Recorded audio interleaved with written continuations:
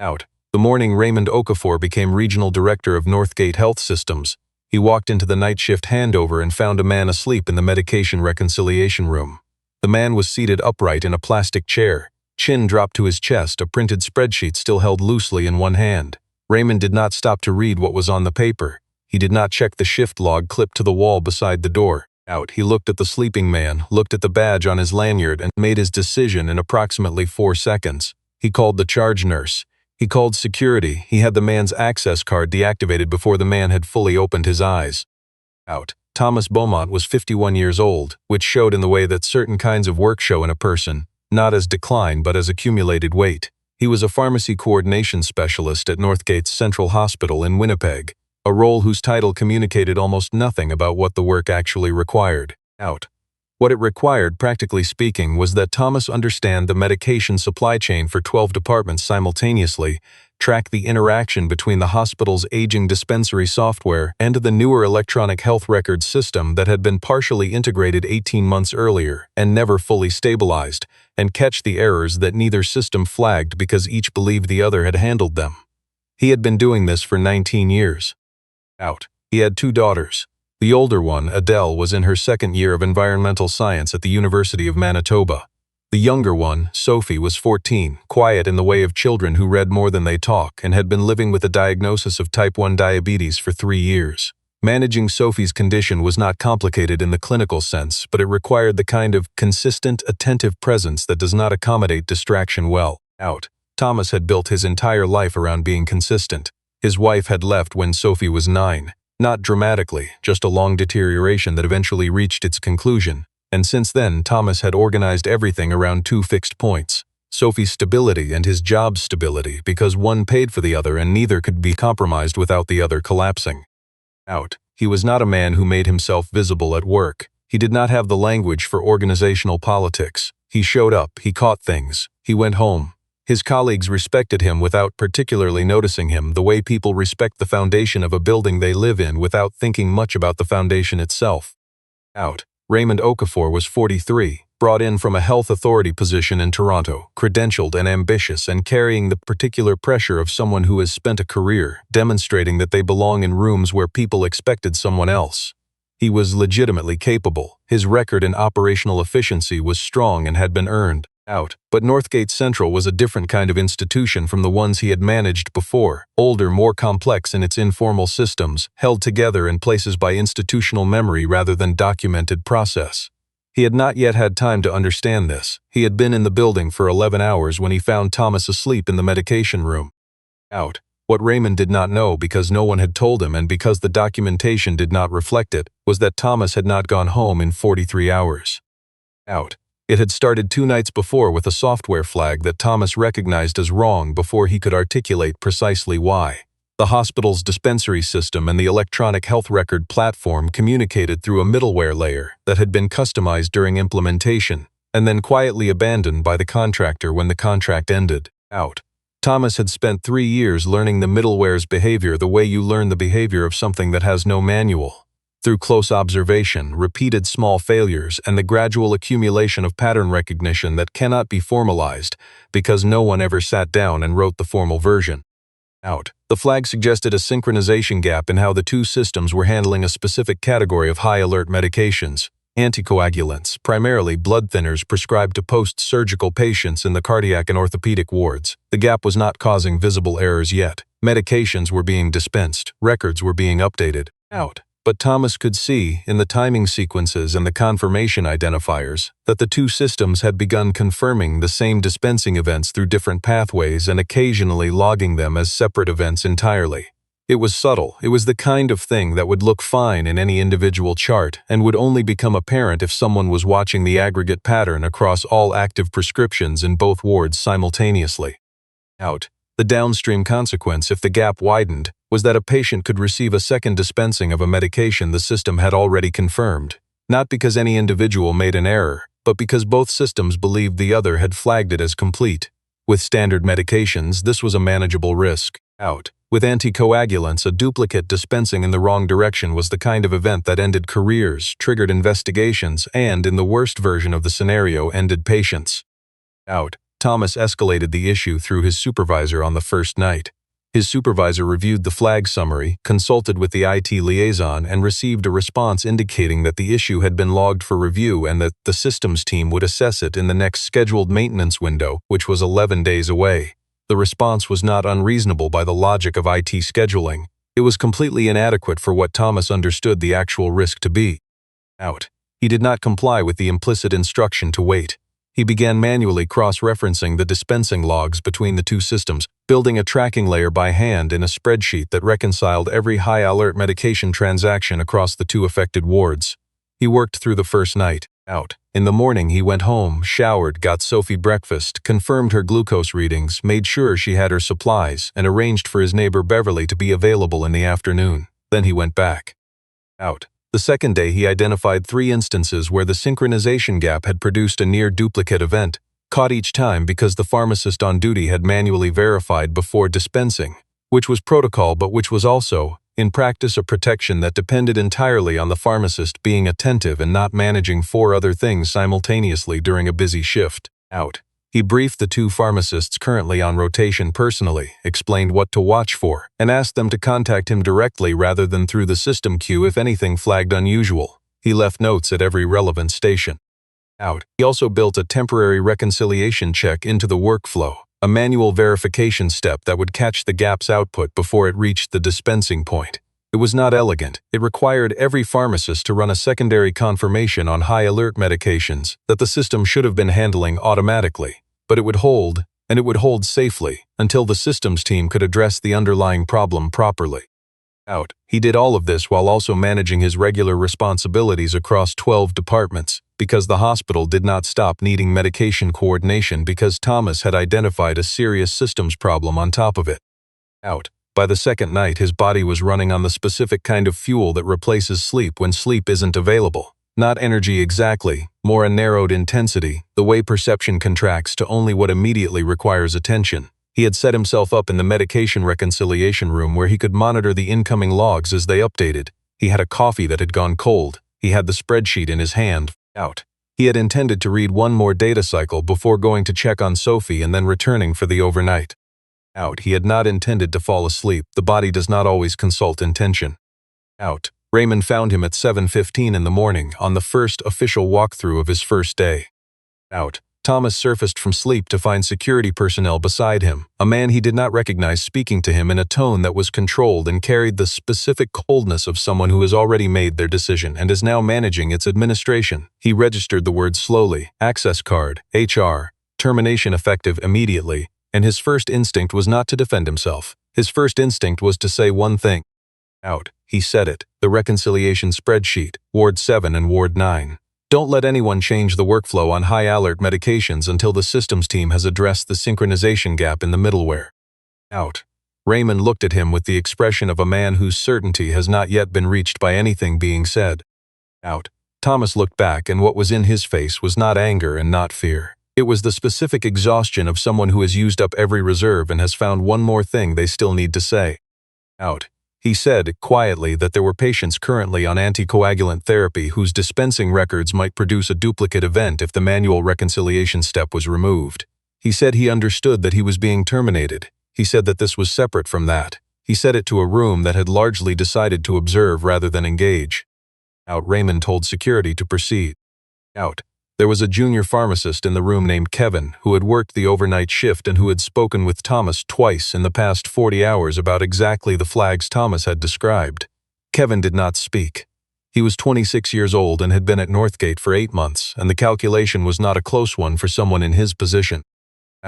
Thomas left his badge. He left the spreadsheet on the desk. He walked out of the building into the flat gray light of a Winnipeg morning in late October, and the cold hit him like something physical, and he stood there for a moment before deciding his legs could make it to the bus.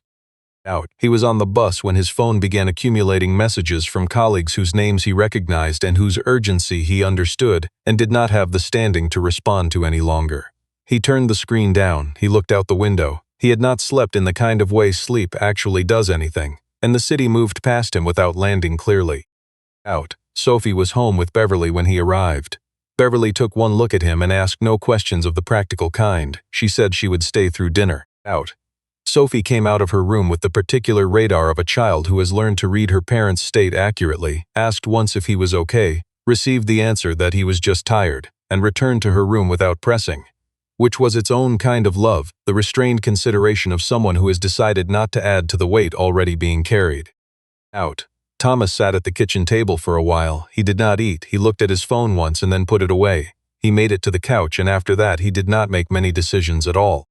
Out. At Northgate Central, the morning shift proceeded. Out. The manual reconciliation step Thomas had built into the high-alert medication workflow held, initially because the pharmacists who had received his briefing were still on shift and still following it. But the handover to the afternoon rotation introduced a gap. Out. The briefing notes Thomas had left at the stations were present, but their context was not. They read as the personal procedural preference of a staff member who had, as of that morning, been terminated, and who therefore did not carry the authority that would make deviation from standard protocol feel like a risk worth taking. Out. By early afternoon, the standard automated workflow had been quietly restored. It was not a deliberate decision to ignore Thomas's warning. It was the normal pressure of a busy shift meeting the path of least resistance when the person who understood the warning was no longer in the building. Out. Raymond spent the morning in back-to-back orientation meetings with department heads. The hospital looked, from the level at which he was receiving information, like a system running within normal parameters. The dashboards were not alarming. The reports he was reading were structured for his arrival, assembled by people who wanted his first day to communicate the institution's competence. Out. Shortly after 2 in the afternoon, a pharmacist in Ward 7 flagged an irregularity in a dispensing confirmation for a patient on post-surgical anticoagulant therapy. The flag was genuine. The patient had received a dispensing confirmation through both system pathways simultaneously, and the automated reconciliation had interpreted this as 2 separate events rather than one confirmed event, and had generated a second dispensing order accordingly. Out. The pharmacist caught it before it reached the patient. She held the second order and called the medication safety coordinator. Out. The medication safety coordinator called the pharmacy director. The pharmacy director reviewed the flag sequence and recognized it immediately as the synchronization issue that had been raised in an IT ticket 2 days earlier. He called the systems team.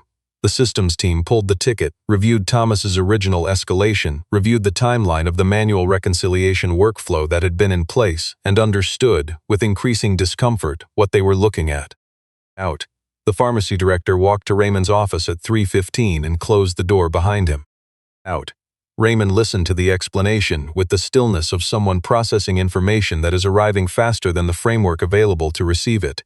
He asked how long the systems gap had existed. He asked who had identified it. He asked why it had been logged for review on a 12-day timeline if the risk profile was what the pharmacy director was now describing. Out. He asked who Thomas Beaumont was. Out. The pharmacy director explained. Not as a full briefing. There was not time for a full briefing, but enough. He explained what Thomas had identified when he had escalated it, what response he had received, what Thomas had done instead of waiting, how long he had apparently been in the building, and what he had said on his way out. Out. Raymond asked if the manual reconciliation workflow was currently active. Out. It was not. Out. He asked where the spreadsheet Thomas had been working from was. Out. It was on the desk in the medication reconciliation room where Thomas had left it. Out. Raymond asked for Thomas's personnel file. He looked at it for slightly longer than he looked at most documents. 19 years. No disciplinary record. A performance review file that was functional and unmemorable and entirely consistent with someone whose work was good enough that it had never created a crisis that required documentation and never produced anything flashy enough to prompt praise. Out. He asked HR for Thomas's home. Out. It took Raymond 40 minutes to locate a current address through the personnel system and the emergency contacts section of Thomas's file. He called twice. The calls went to voicemail. He looked at what the pharmacy director had told him. He looked at the time. He picked up his jacket. Out. He drove himself, because asking someone to drive him would have required explanation he did not have the patience to give correctly, and because some things, once you understand them clearly enough, require you to be the one who shows up. Out. The address was in St. Vital, a neighborhood of older bungalows and large maples that had dropped most of their leaves. Raymond parked on the street and sat for a moment in the car. He had terminated a man 7 hours ago based on 4 seconds of observation, and that man had, in those 4 seconds, tried to tell him something he had not been willing to hear, and the man had been right about all of it. Out. Raymond was not in the habit of catastrophizing, but he was also not in the habit of lying to himself about what things were. Out. He walked to the door and knocked. Out. The woman who answered was a neighbor, as it turned out, mid-60s, with the expression of someone who is protective of the people she is watching out for. She looked at Raymond for a moment with undisguised assessment. He identified himself. She did not look especially impressed by the identification, but she stepped back and let him in. Out. The apartment was small and organized with the purposefulness of someone who has learned to make space function. A school backpack near the door. A medical supply kit on the kitchen counter, calibrated and accessible, the way things are kept when their use is not hypothetical. A girl sitting at the kitchen table with a textbook and a glucose monitor, and the specific composure of a teenager who has learned to be capable in the presence of difficulty. Out. She looked at Raymond with her father's directness. Out. She said her father was sleeping and that he had not really slept in 2 days and that she had made him lie down. She said this with the tone of someone who had made the decision and enforced it, and was prepared to enforce it again if necessary. Out. Raymond said he understood, and that he was sorry to interrupt, and that he needed to speak with her father for a few minutes about something important at the hospital. Out. The girl looked at him for a moment longer than was comfortable. She said, without particular drama, that her father had told her something was wrong at the hospital when he came home and that she hoped the hospital was dealing with it. Out. Raymond said they were trying to. Out. She considered this. Then she went and woke her father. Out.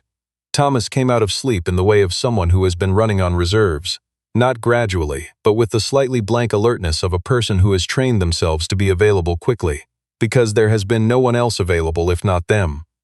He registered Raymond in his living room, and his expression moved through several things in rapid succession and settled somewhere between controlled and not. Out. Raymond did not arrange what he said carefully. He was not in a situation where careful arrangement was what was needed. Out. He said he had not listened that morning.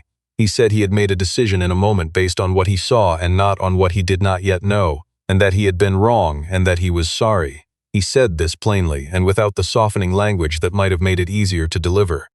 Out.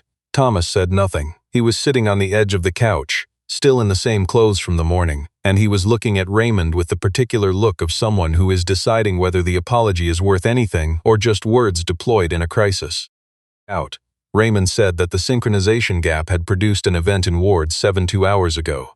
He said the pharmacist had caught it before it reached the patient.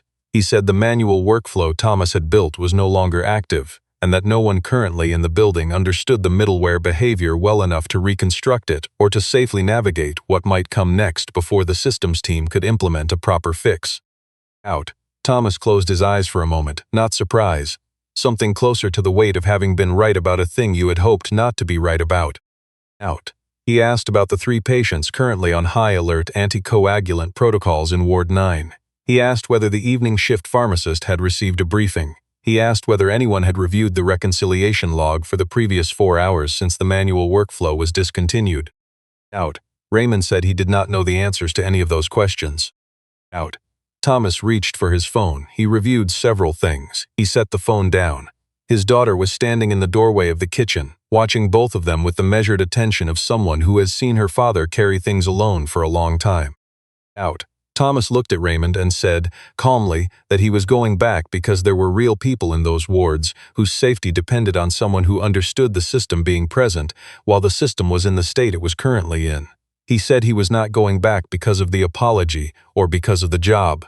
He said those were separate questions for another time and that the patients were not a separate question. Out. He went to his daughter. He checked her glucose reading. He confirmed her supplies for the evening. He confirmed with Beverly that she could stay through the night, and Beverly said she could and gave Raymond a look that communicated, without ambiguity, her assessment of the morning's events. Thomas spoke to his daughter for a moment quietly enough that Raymond could not hear it, and then she nodded and something passed between them that was not complicated and did not need to be. Out. She walked him to the door. She said in the voice she used for things that mattered to eat something at the hospital. He said he would try. She told him that trying did not count. Out. He almost smiled, then they drove back. Out. When Thomas walked into Northgate Central for the second time that day, the shift in the room was something that did not quite have a name but that everyone present registered. Not relief exactly, more the specific loosening that happens when someone who understands the actual dimensions of a problem arrives in a room full of people doing their best with incomplete understanding. Out. He went directly to the medication reconciliation room. He pulled up the logs on the workstation. He asked Kevin, who had been quietly, uselessly holding the full weight of what he knew and had not said, to walk him through every intervention that had been attempted since noon.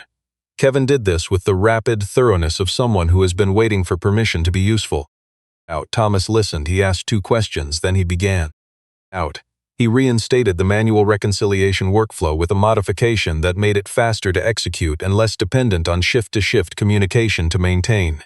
He contacted the 3 Ward 9 patients' attending physicians directly and walked them through the monitoring parameters he was recommending until the system's fix was implemented. Out. He wrote a plain language briefing document, not in the technical shorthand of his personal notes but in language any pharmacist on any shift could understand immediately, and had it printed and physically placed at every relevant station in both affected wards.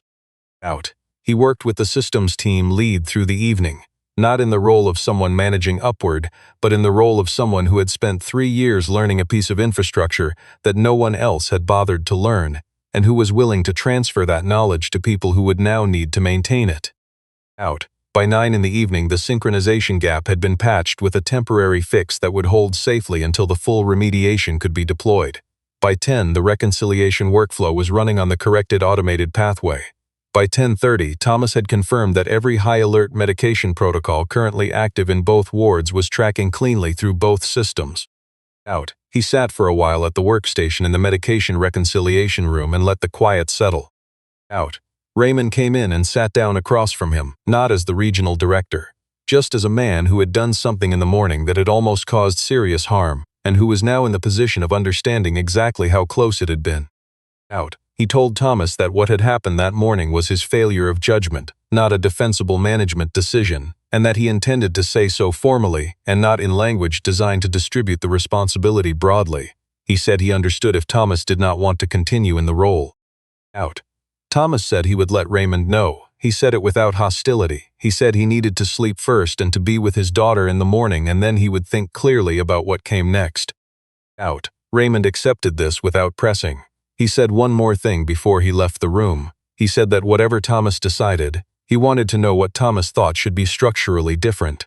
Not as performance, but because the events of the previous 48 hours had made it clear that there were failures of process, not just of judgment, that would produce the same outcome again under the right conditions. Out. Thomas looked at him for a moment. He said he would think about that too. Out. 3 days later, Thomas came back to Raymond's office and sat down. He had a list. It was handwritten, not particularly long, and covered 3 things. Out. The first was a formal escalation pathway for medication safety concerns that went directly to clinical leadership and could not be routed through IT scheduling when the risk profile exceeded a defined threshold. The second was a documentation requirement for institutional knowledge and legacy systems, anything a pharmacist or specialist understood through practice rather than through existing documentation had to be captured in a format accessible to the full team. Out. The third was a provision making it a protected act to raise a patient safety concern, meaning no professional consequence could follow from raising an alarm that turned out to be smaller than assessed, as long as the assessment had been made in good faith. Out. Raymond looked at the list. He looked at it for a while. Out. He said these were reasonable, and that he should have been operating inside something like them already. Out. He also offered Thomas a formal title change, Pharmacy Safety Coordination Lead, with the authority and the organizational visibility that his actual role had always warranted and never received. He said this was not compensation for the morning. It was correction of a structural problem that had existed long before that morning and that had contributed to the conditions in which a man with 19 years of critical institutional knowledge could be invisible enough to fire. Out. Thomas took the role. He took it not because the title mattered to him, but because the authority would let him do the work properly, and because someone needed to write the documentation that didn't exist yet, and to teach the next person what he knew, so the next crisis did not depend on one person being awake and present and willing to spend 43 hours alone holding something together. Out. He went home that evening in the early dark of a November Winnipeg afternoon. Sophie was at the kitchen table, same as always, same textbook. She looked up when he came in and asked how it went. Out. He said better. Out. She asked if he had eaten anything at the hospital. Out. He said he had remembered to this time. Out. She looked at him with the measuring look she had, the one that evaluated whether the answer was the real answer or the acceptable answer. She appeared to decide it was close enough. She went back to her textbook. Out. He made dinner. The ordinary mechanics of it, The sound of the pot, the smell of something warm, the particular quality of light in the kitchen in the early evening, settled around him the way ordinary things do when you have been away from them long enough to feel their weight. Out. There was a shift in him that did not have a clean name. He had not been vindicated exactly, because vindication implies the other side was fully wrong and the truth was more complicated than that. He had been seen, finally, in the way that quiet people doing essential things often are not seen until something goes wrong, and then are seen completely, the full shape of what they carry becoming visible all at once to the people who had been looking past them. Out. What came after seeing was not celebration. It was something quieter and more durable than that. Out. His daughter looked up from across the table and said, for no particular reason, that Beverly had called and that she seemed to like him. Out. He said Beverly had good judgment. Out. Sophie said that Beverly had said the same thing about him. Out. He looked at her and she was looking back at him with the quiet particular affection of someone who knows exactly what they have. And the kitchen was warm. And outside the window the first real snow of the season was coming down on a city that had been built by people who understood that most of what holds things together never gets written down anywhere. Out. I keep thinking about that spreadsheet Thomas left on the desk when he walked out. Out. He didn't slam it down, he didn't take it with him as proof of what he'd done. He just left it there, pages of reconciliation data, 43 hours of quiet, unwitnessed work, and walked out into the cold. That image stays with me more than any other part of this story. Not the confrontation, not the near miss in Ward 7. The spreadsheet left behind for whoever was willing to look. Out. I think most of us have had a version of that moment, not necessarily in a hospital, not necessarily with patient safety on the line, but the moment where you've carried something heavy and invisible for a long time, and someone with authority glances at you for 4 seconds and decides they already know what they're looking at, and you have to decide whether to argue or whether to just leave what you know on the desk and walk out with your dignity intact. Out. What Thomas did in those 43 hours wasn't heroic in the way we usually use that word. He didn't make a dramatic speech, he didn't refuse a direct order in some climactic scene. He just kept doing the right thing, one careful step at a time, even when his manager told him to wait, even when no one was watching, even when his body was telling him it was done. That's not excitement. Out. That's something quieter. A kind of integrity that only shows up when there's no audience and no reward, and the cost of cutting corners would be invisible to everyone except the people who might eventually be harmed. Out. And then there's Raymond. I don't think Raymond was a bad person. I think he was someone who had spent years being underestimated and had built his survival around being decisive, around projecting certainty, around moving fast enough that no one could question whether he belonged. That works in some environments. In others, it produces exactly what happened that morning, a 4-second judgment made with complete confidence and completely wrong. Out. The cause and the consequence were right there, tight together. Raymond refused to hear what he didn't yet understand, and within hours, the thing Thomas had been warning about nearly happened to a real patient in a real bed. That's how these things work. The feedback isn't always immediate, but it arrives. Out. What I take from this, and I've thought about it enough that I think it's actually mine now, not just a thing I'm saying, is that knowledge without honesty is almost useless, and honesty without the toughness to act on it is just noise. Out. Thomas had all three of what I think really matters in a person. He knew his work deeply and was honest about what he saw, even when being honest was professionally dangerous, and he had the persistence to keep showing up for it when every reasonable signal was telling him he could stop. Out. Sophie has those same qualities, by the way. The way she managed her father's exhaustion, the way she made him rest, the way she told him that trying didn't count. That's not a child who drifted into those habits. That's a kid who was shaped by watching someone live them, day after day, in an ordinary kitchen in St. Vital. Out. The snow was coming down at the end, the city built by people who understood that most of what holds things together never gets written down. I think that's as honest a summary of this whole story as anything else. Out. The people quietly holding things together are everywhere. They're usually not the ones making the announcements.